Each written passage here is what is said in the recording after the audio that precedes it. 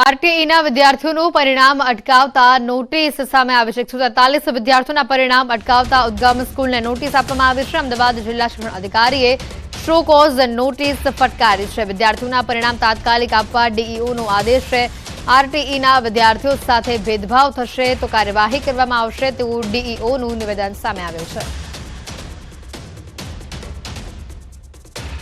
ઉદ્ગમ સ્કૂલને આજે કારણદર્શક નોટિસ આપવામાં આવેલી છે।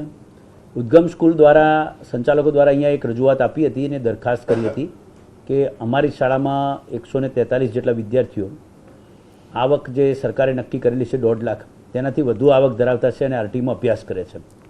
આ દરખાસ્ત કર્યા પછી અમે બધાનું હિયરિંગ ચાલતું હતું અને હિયરિંગ લગભગ પૂર્ણ કરેલું છે।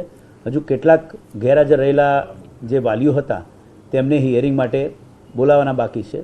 આ દરમિયાન તેઓએ વાલીઓ દ્વારા જે રીતે રજૂઆત થઈ તે પ્રમાણે પહેલી પરીક્ષાનું રિઝલ્ટ અને હમણાં બીજી પરીક્ષા લેવામાં આવી તો તેનું રિઝલ્ટ વિદ્યાર્થીઓને આપવામાં આવેલું નથી તેવી રજૂઆત વાલીઓ દ્વારા થઈ। તો તાત્કાલિક આજે અમે આ ઘટના બિલકુલ યોગ્ય નથી આ પ્રકારે એટલે ઉદ્ગમ સ્કૂલને નોટિસ આપી છે।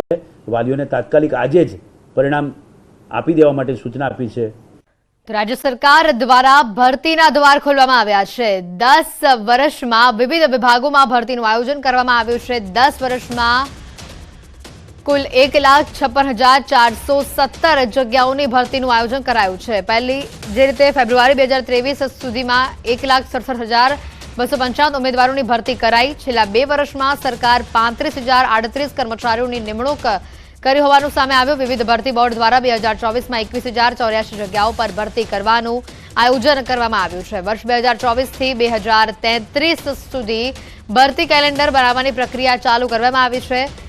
1,30,000થી વધુ જગ્યા ભરવાની દરખાસ્ત કરાઈ છે। જીએડીને આ દરખાસ્ત મળી છે। દેશમાં હાલ બેરોજગારીનો દર 3.2% છે, જેની સામે ગુજરાતમાં માત્ર 1.7%।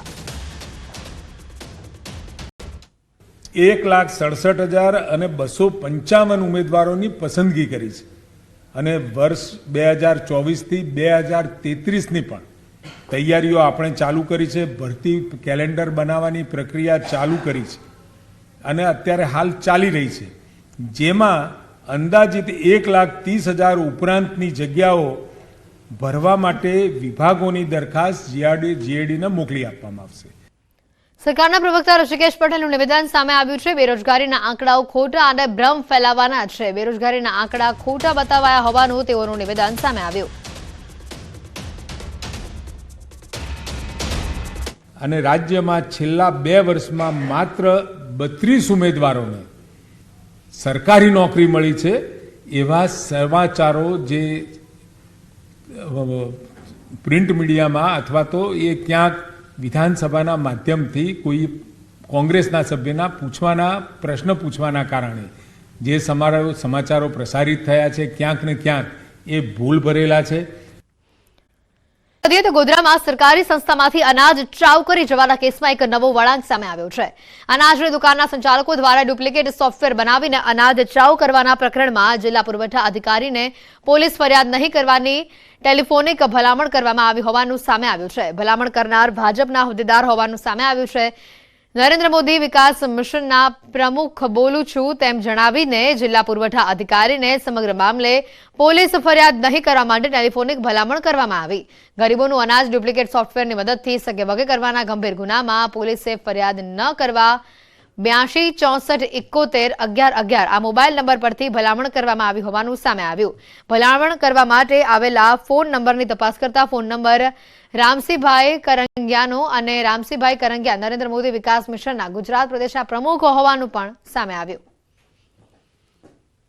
રામસિંહભાઈ કરંગિયા નામના ઈસમે મોબાઈલ નંબર 8264411111 અને તેઓ પ્રમુખ શ્રી નરેન્દ્ર મોદી વિકાસ મિશન થી હું બોલું છું તેમ કરીને આ જે આવા ગંભીર પ્રકારના ગુનાની અંદર તેઓએ ભલામણ કરેલી હતી કે આની સામે ફોજદારી ગુનો ના નોંધો અને આ ઈસમને આપણે બચાવવાનો છે।